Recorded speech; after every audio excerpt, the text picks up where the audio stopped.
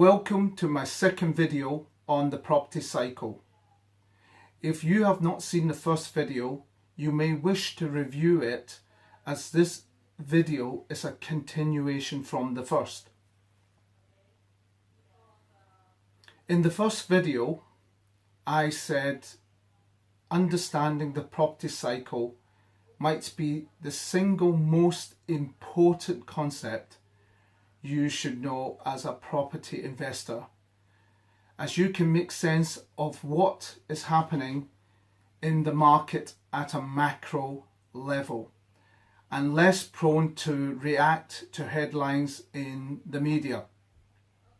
Amateur investors without this knowledge react to what they hear in the media, but as a professional you don't. I also explain why there is a property cycle, because it is fundamental demand and supply economics, with the supply relatively fixed, so the price would continue to rise in the long term.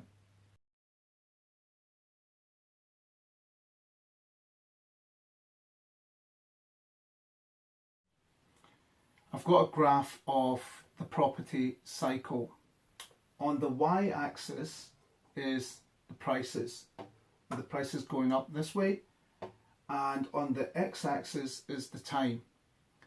Now the price amount is not important, and the time could be in number of years is not important.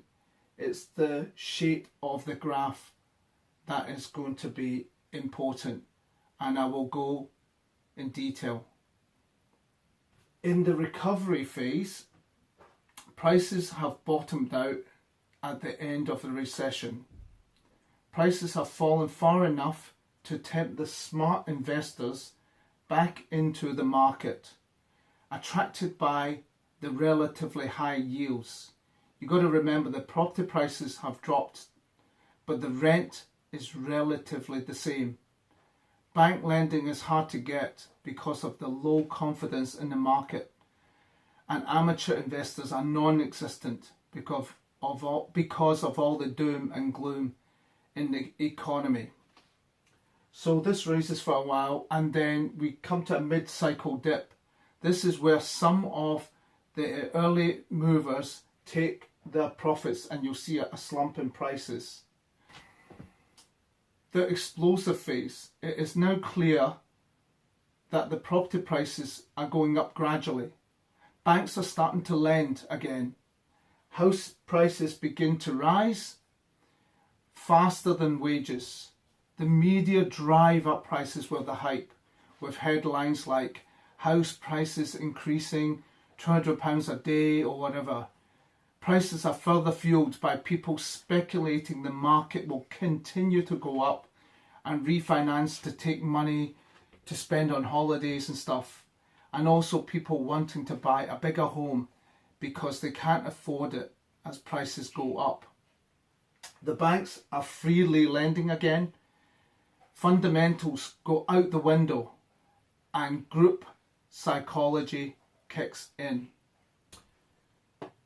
In the last few years of the explosive phase is where the prices reach their peak. How can you see the signs? To rationalise the extreme high prices, people will be saying that things are different this time round, and the fundamentals are still good, so the prices will continue to rise.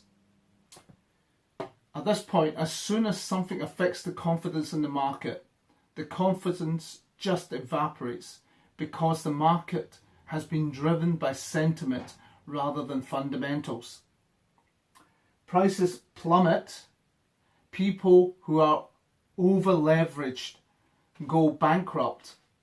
Properties are repossessed, triggering waves of forced selling.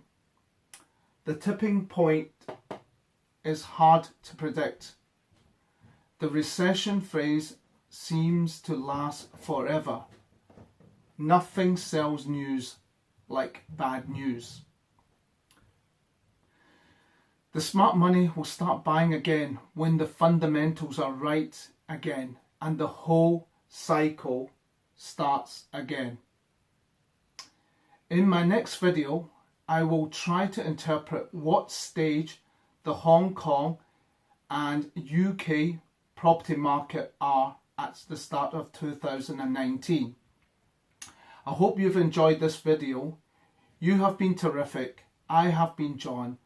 Please like, share and subscribe to my YouTube channel.